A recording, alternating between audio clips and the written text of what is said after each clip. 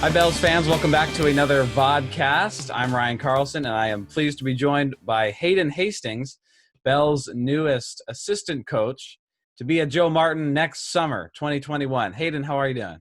I'm good, man. It's good to see you.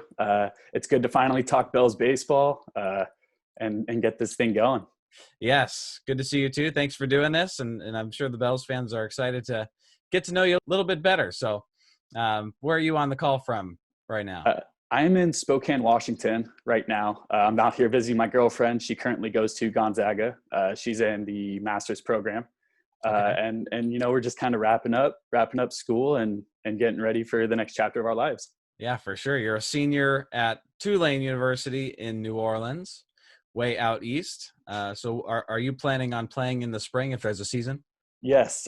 So I will play in the spring.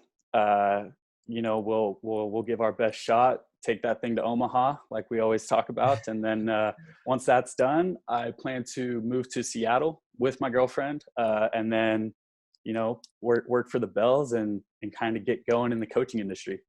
As a player, I was going to ask you, you were hired as a coach for the Bells. So is that kind of where you see yourself down the road in the future and why you wanted to pursue coaching? Oh yeah, absolutely. This last year and then into this year, this fall, the Tulane head coach, Travis Jewett, gave me the ability to kind of work with the catchers. And I really enjoyed it. I mean, the pleasure that I got out of being able to communicate with the other catchers and kind of pick their brains and put my ideas out there and watch them elevate their game behind the dish. It's second to none. The feeling is incredible. And it's definitely a thing I'm passionate about and want to pursue. The Bells are excited to have you, I know. And you played in the West Coast League back in 2016 for the Wenatchee Apple Sox. Yeah, Somewhere. that was going into my freshman year at Gonzaga, and they sent me out to Wenatchee. We had 3 or 4 guys going onto that team. I think it was 3 other guys, and man, it's such a perfect league to introduce a high school student to college baseball. It really is the best opportunity to make the transition into it, and I think that's why you see so many young, prominent college athletes in the WCL. I think if you were to go back to that league and look at the rosters that were put together in that summer, majority of those guys are in professional baseball now. And it's really just that stepping stone to the ultimate goal for a player to become a professional. And you, of course, played Bellingham when you were there. So did it ever dawn on you might end up back in Bellingham someday? Or Man, I very vividly remember that Bellingham trip. It was like no other trip we took. We get there and there was just like this buzz and this excitement in the stadium, and we're kind of sitting in the dugout, and you're just like, man, like these fans care. Like this atmosphere that they've created here is nothing like we had ever played at before, and it was truly like shocking, especially as such a young kid coming in and seeing fans that are so passionate and so knowledgeable about baseball. It was just like it was incredible. It was shocking, and so to be able to use that experience and then now be a part of it I'm more than excited. right, yeah, and I know the Bells fans are all excited to get back to Joe Martin Field after a summer without Bells baseball. It's been long overdue, and you were kind of all over the map in a sense. With college, you went to Gonzaga your freshman year, and I saw you were at Palomar for a year, and then out to Tulane. So, what was your college experience like, and kind of why all the moving around? Yeah. So in high school, I was highly recruited. Sky's the limit kind of guy. Was getting some looks for professionally, and made an early commitment to Gonzaga. And when I got there, I played my freshman year because I came into college at, I think I was like 155 pounds, extremely underweight, undersized. And, I came in and I played my freshman year. I was the backup freshman year. And then my sophomore year, they kind of talked to me, and they're like, hey, this is where we see you in our program. We think maybe you should pursue other options, things of that nature, just because, they thought it would be better for my career if I were to get a chance somewhere else. So I said, hey, I'm going to stick it out my sophomore year here, and I'm going to redshirt. So I spent a redshirt year at Gonzaga, and then made the transition to Palomar College, went JUCO. And then after Palomar, then moved on to Tulane, which is where I currently am now. And I mean, man, those three schools, they couldn't be more different. And I think those different experiences have just formed who I am, and gave me these relationships with players and coaches that I never would have had. And I'm very grateful. Yes, my path has been a little unorthodox, but it's been, I wouldn't trade it in for the world. You really got to experience a lot of different settings for college, and you won a Junior College Gold Glove Award while at Palomar. Tell us about that season back in your home, San Diego, and then your transition over to Tulane. Yeah, so I went from Gonzaga, and they said, hey, these are the things we think you need to work on in order to be a good Division I player. And I kind of took those concepts that they gave me and those ideas, and I went into summer ball. I played in Spearfish, South Dakota. And I kind of took that summer, and I just threw everything I had previously done out of the window. And I said, I'm going to reinvent myself, and I'm going to find something that works for me. And, I gave myself an opportunity to develop. I took a bunch of coaching from different areas. The coaching staff there in Spearfish was extremely helpful for me. And I just got my confidence back behind the plate, and I was able to carry that into Palomar, into my community college, where they, gave me an opportunity to play every single day and get consistent at bats, and form relationships with pitchers and everything that goes into becoming a good catcher. Sounds like a great experience. What league is that team in? They are the Expedition League. Okay. And did you play in other summer ball leagues after Wenatchee, after Spearfish? Yeah. So going into freshman year, I played in Wenatchee. Going into my sophomore year, I played for the San Luis Obispo Blues, which is the California Collegiate League. Yeah. And then I played in Spearfish for the last 2 summers. And then I'm here. Okay. Yeah. And now here. Yeah. Awesome. So what has Tulane been like, or what brought you out there? Yeah. So one of the pitchers at Palomar was committed to Tulane. And, we have a good connection between the two of us, and Tulane needed a catcher, especially one who was familiar with already some of the pitchers there. And so that's kind of how I got my foot in the door there. And then once I got there, I started, I played well, still had that confidence that I had received in Spearfish, and the coaching staff out there is incredible. It's one of the best coaching staffs I could have asked for. I'm very appreciative of them and thankful for them. And, last year, the pitcher that went to Palomar with me was our Friday night guy. And I would say he's a top 3 Division I college pitcher. Luckily, he got passed up in the draft just because of the short season and everything that happened. So we will get him back again for another year. Oh, sweet. Yeah. And so we had that connection. And so, I was out there every Friday night with him. And, it was just nice to have a secured role and be given the confidence from the coaching staff. Tell us how Bellingham kind of worked out. Did someone have a connection there, or did you see that opening for a assistant coach, or walk us through that opportunity? Yeah, it was wild. I mean, I was kind of sitting down, and I knew I wanted to get into coaching, absolutely wanted to get into coaching. And we are planning to move to Seattle. And I was thinking, my girlfriend was like, hey, where's your ideal spot you would like to coach? And I'm like, I don't know. I mean, there's this spot, it's a little north of Seattle. It's just a drive away, but it's a reach. Like it's such a professional organization. There's no way they have any openings, anything like that. And so, the conversations just kind of moved on. And a couple months later, my dad sends me this link, and it's just like coaching job opportunities.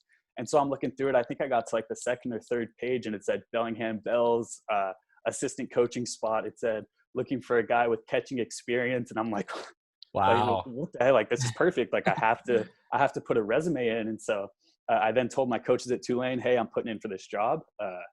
You know, would you guys mind if I put you down as a recommendation? And they said, dude, absolutely put us down.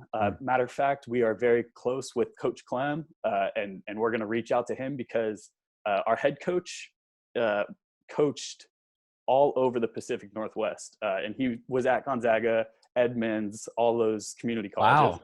Yeah. Yep. So there was that connection there. And then our assistant coach, Jay Ullman, he coached at Oregon and also went through all of the Pacific Northwest junior colleges. So the connection was there as well. They reached out for me.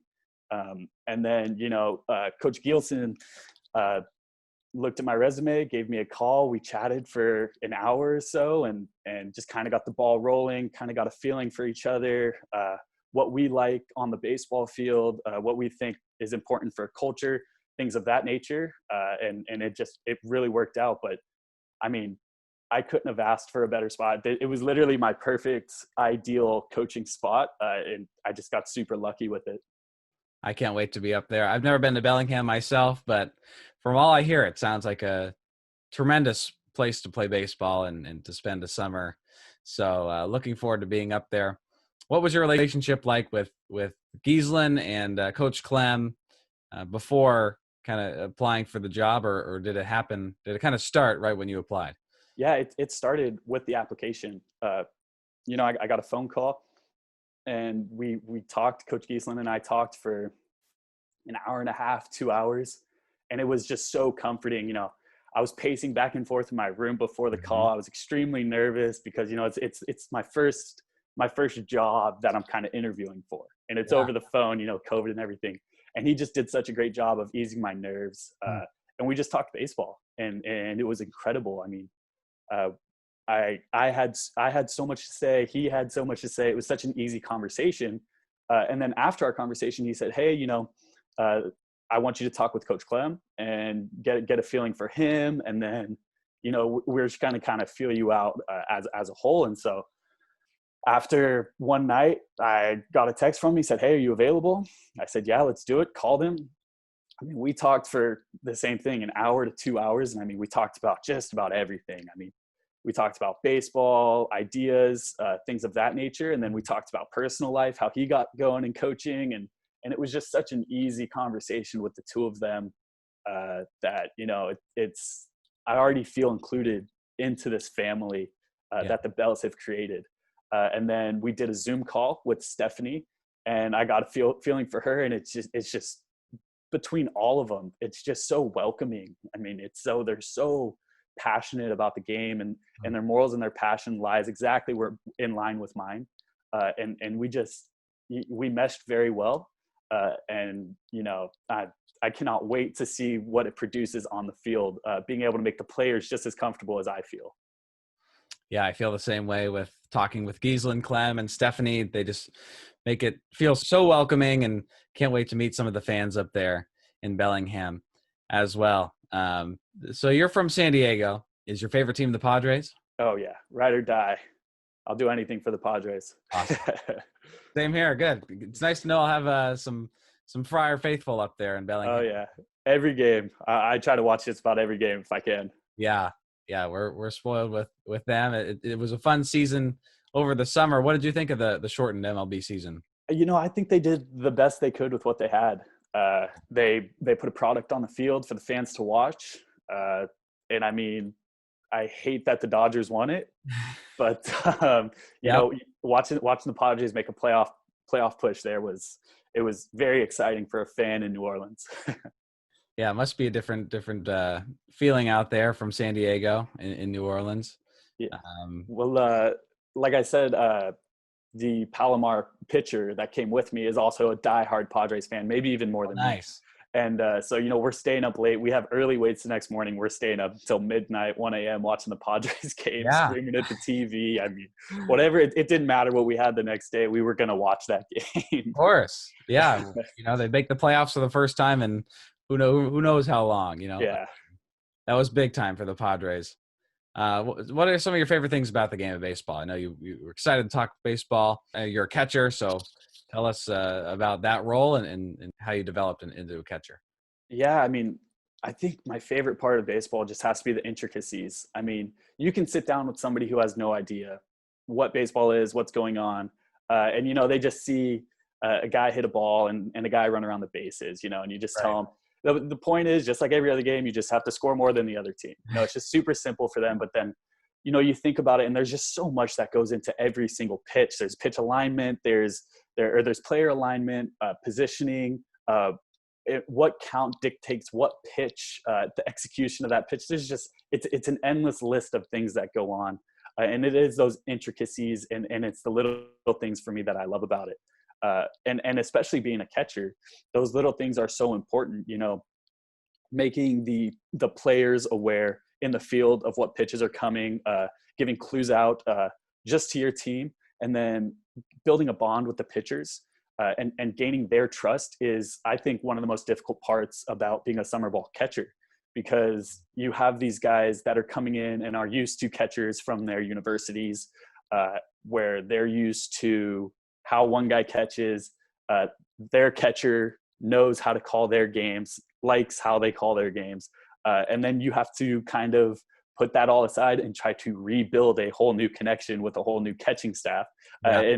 And that personality of a catcher is almost just as important as the product on the field, and whether he can swing it or catch it or whatnot is important. There, the personality is just as important, because gaining that trust and kind of gaining the buzz, I like to call it, amongst the pitching staff, where it's like, oh, I really like this kid catching me. I think that's one of the most crucial parts of catching. Yeah, and you'll be a valuable addition to the coaching staff and help form that relationship. I know, with probably having to do it yourself. Yeah, absolutely. Summer league teams that you were playing on. But I know the Bells are so excited to have you in Bellingham, and I can't wait to meet you up there whenever we all reconvene in Joe Martin Field and get up to Bellingham. So I'm sure the Bells fans loved getting to know you a little bit better here on this podcast, and it was a pleasure getting to ask you a few questions. And this will be up on YouTube for all Bells fans to watch and get to know Haydan Hastings a little bit better, new Bells assistant coach for the summer of 2021. Haydan, thank you so much for joining me. Thank you for having me, man. It was a blast. Awesome. Bells fans, keep your eyes out for more Bells Vodcasts and social media updates throughout the winter and into the spring as we get closer to summertime. Haydan, thank you again, and we look forward to seeing you in Bellingham. Go Bells.